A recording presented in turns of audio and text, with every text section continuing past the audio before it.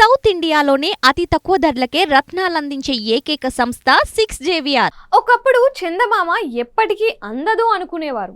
ఆకాశంలోకి చూస్తే ఎవరికి తోచిన ఊహలు వారు అల్లుకునేవారు. కానీ తరువాతి కాలంలో అడ్వాన్స్డ్ టెక్నాలజీ, అంతరిక్ష పరిశోధనల పుణ్యమా అని చంద్రుడిపైకి వెళ్ళడం సాధ్యమైంది.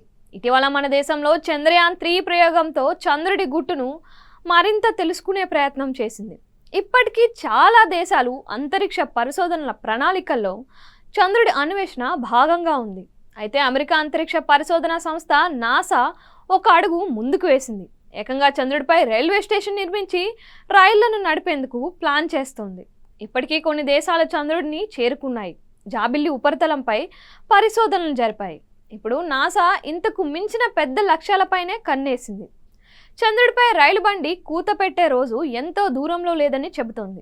చందమామ ఉపరితలం చుట్టూ reliable, autonomous, efficient payload transportation అందించడానికి చంద్రుడిపై పూర్తి స్థాయి మొదటి రైల్వే స్టేషన్ను నిర్మించాలని నాసా భావిస్తోంది.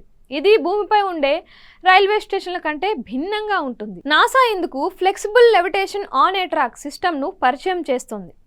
ఇది ప్రత్యేకమైన 3 లేయర్ ఫ్లెక్సిబుల్ ఫిల్మ్ ట్రాక్లో మ్యాగ్నెటిక్ లెవిటేషన్ టెక్నాలజీని ఉపయోగిస్తుంది.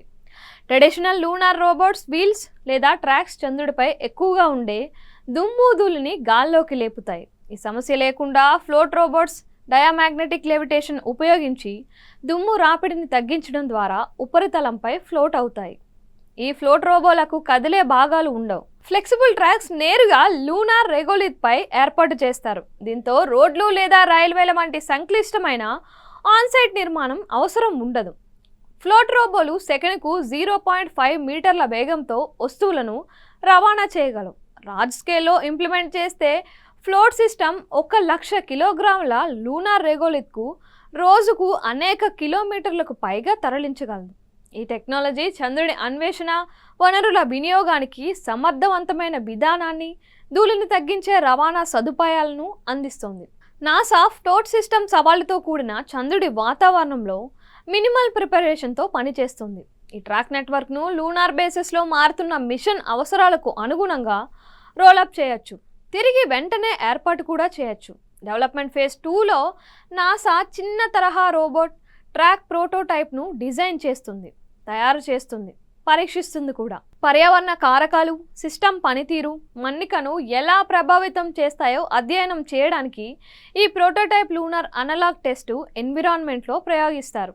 మూన్ టు మార్స్కి సంబంధించిన రోబోటిక్ లూనార్ సర్ఫేస్ ఆపరేషన్ 2 వంటి మిషన్ కాన్సెప్ట్లలో ఊహించినట్టుగానే ఉంటుంది.